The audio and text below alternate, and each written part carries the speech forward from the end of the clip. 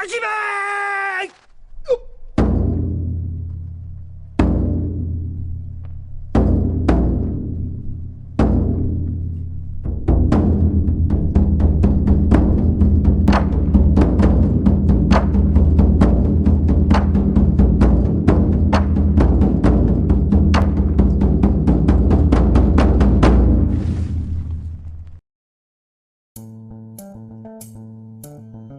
I was sent that video from Zach. Zach Barton.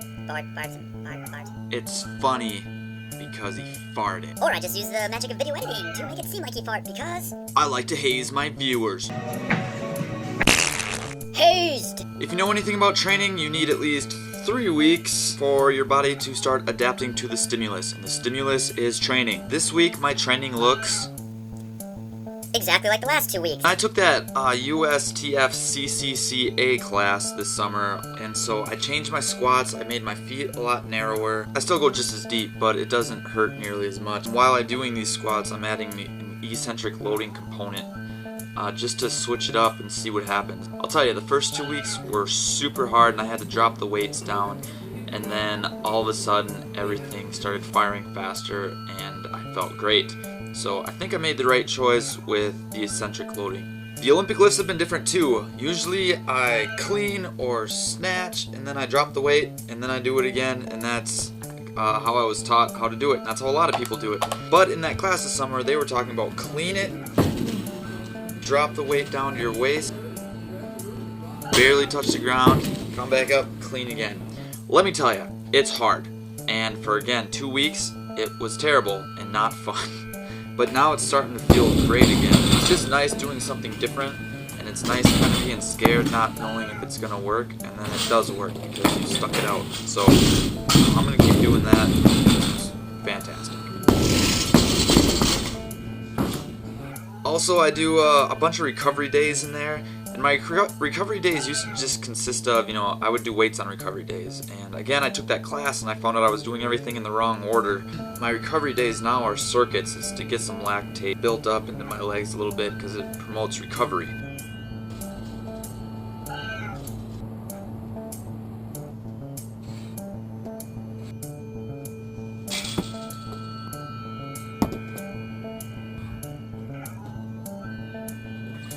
I don't always feel great doing it that day, but it's the next day I feel like $1 million.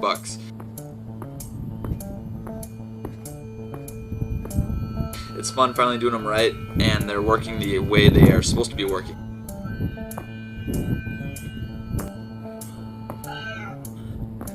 Yeah, that's been my week. Also, I got some more workout attire. Yep. Last week, I got my first pink shirt, and now I have my first purple shirt ever. KMR Athletics, based out of South Carolina, and it's run by Brian Riggs. He has a really cool story. It said his daughter got him into it, was a 13-footer in high school, and then a 14'4" person in college. From then on, he started making devices, just like anybody makes. I made a freaking underwater pool contraption. Steve White has more contraptions than he knows what to do with. We started this business to kind of sell these contraptions to people around the area, and then it just started building and building and building. He's got like 30 to 50 junior high and high school kids each summer and winter for indoor track, and it's USATF sanctioned. South Carolina doesn't have any indoor facilities, and Brian's trying to make the first indoor track and field facility in South Carolina. I love these stories about people out there who are just doing everything they can to promote the sport of track and field and help kids be interested in it and give them a way to do it. So, Brian, you're the man. I am gonna work so hard. KMR Athletics gear. I'm gonna test it out for my testing this week. See if I get some testing PRs for September. One of the coolest things Brian wrote me in his email is he says, there's this athlete, Sarah Springley. There's a picture of her on her Instagram. She is sleeping on a pole vault pit holding an owl. That can't get any more badass. So Team Hoot, all the way. It's all the way in South Carolina. So awesome. Made my day. Awesome. He also said that at their USATF state meet summer, 2 of the kids decided to opt out of the normal clap and do the Hoot clap. My first thought was, there's kids out there doing the Hoot clap more than me. I better step up my game and start doing the Hoot clap more. If you guys are new to these vlogs, the Hoot clap, instead of going, and everyone takes off, you go, Hoot, hoot, hoot, hoot, hoot, hoot, hoot, hoot, hoot, hoot, and boom, you take off and you pole vault. so I gotta get back on that. There's athletes in South Carolina doing it more than I am. I am slacking and failing in my hooting, my hooting duties. I also got a YouTube question from Ryan Camp saying I talk a lot about shoulder rehab, so I'll kind of show you a little bit what I do. So if you guys don't know my story, A few years ago, I had extremely bad shoulder pain where if I just did this, it hurt. I had a bunch of surgeons tell me I'd never pole vault again up in Fargo, and then luckily, the Minnesota Twins shoulder surgeon, can't get much better than that, but he works on pitchers and professional athletes. and he looked at me and pretty much said, alright, we'll fix you up and you'll be vaulting again in like 5 months. It was like the greatest news I've ever heard. So anyways, he gave me a bunch of shoulder stuff. One of the ones he said that I'll probably be doing forever. I do it every single morning when I wake up. I don't allow myself to eat until I get it done. Part of my training is getting up every morning and doing some prehab so my shoulders don't fall off while I'm pole vaulting. It's not that my favorite thing to do is wake up and start doing the exercise, but I feel it's necessary. Here's one of my biggest pet peeves in the entire world is when someone finds out you work out. How much do you bench? Like, why is bench the standard for how strong you are? How much do you bench? It doesn't matter how high you jump, how fast you run. How much do you bench? If you can push up, if you can pull down, if you can pull horizontally. How much do you bench? It doesn't matter. Everyone just cares about how much you bench. How much do you bench? And I think that's stupid. It's just dumb. Don't even get me started. I'm already... How much do you bench?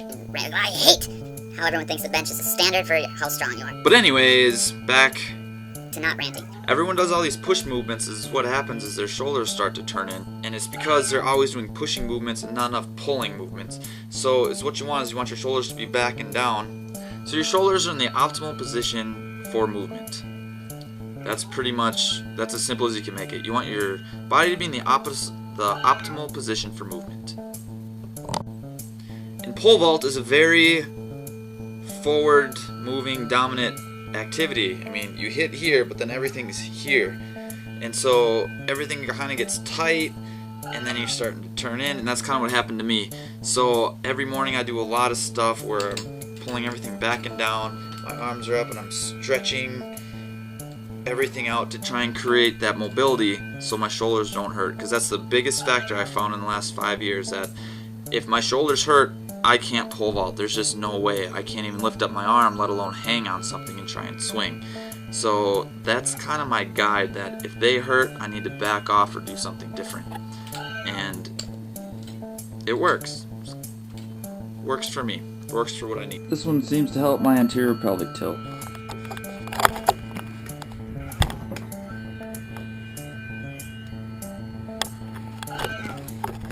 My least favorite one.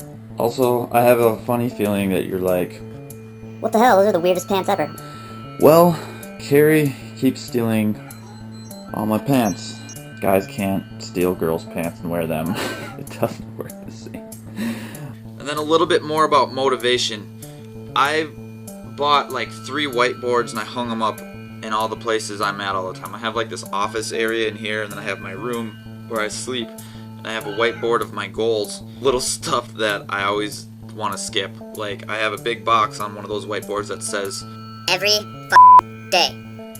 do the little things. This is my board that reminds me to do everything every day. I see it every day, that's why I put it there. I put my goals on there as motivation. Seems to work because it's a giant whiteboard. So I do it every day.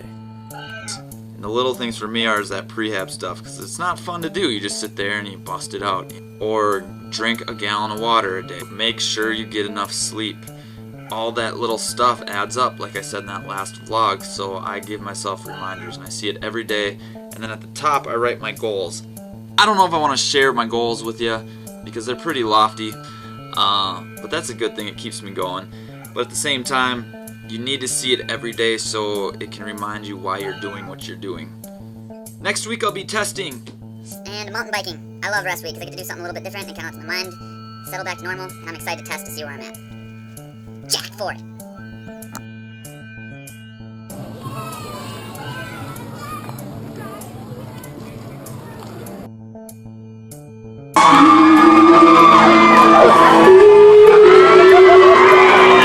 In this situation, we need to refer to the words of the great philosopher Beyonce, who said, if you like it, you should have put a ring on it.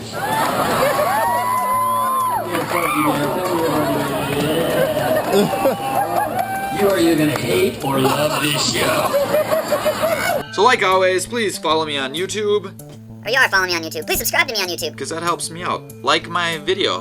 That helps me out too. Follow me on Instagram and Twitter. Because Danger's my middle name. That's creepy. If you want me to write you some workouts, the info's in the description below. If you want to send me some clothes, Club, business, just a guy with a cool shirt who wants to send me a shirt to work out in. do it, because this is awesome, and I'm looking forward to wearing the hell out of this. And the fighting artichokes. So badass. Please continue to help support me and share these. Just give them to people. Tell them they're kind of fun and funny, if you think so, or helpful, and that would be great. See you next time. This is what it is, okay? I said empty your mind. Be formless, shapeless, like water. Now you put water into a cup, it becomes the cup. You put water into a bottle, it becomes the bottle. You put in a teapot, it becomes the teapot. Now water can flow, or it can crash. Be water, my friend.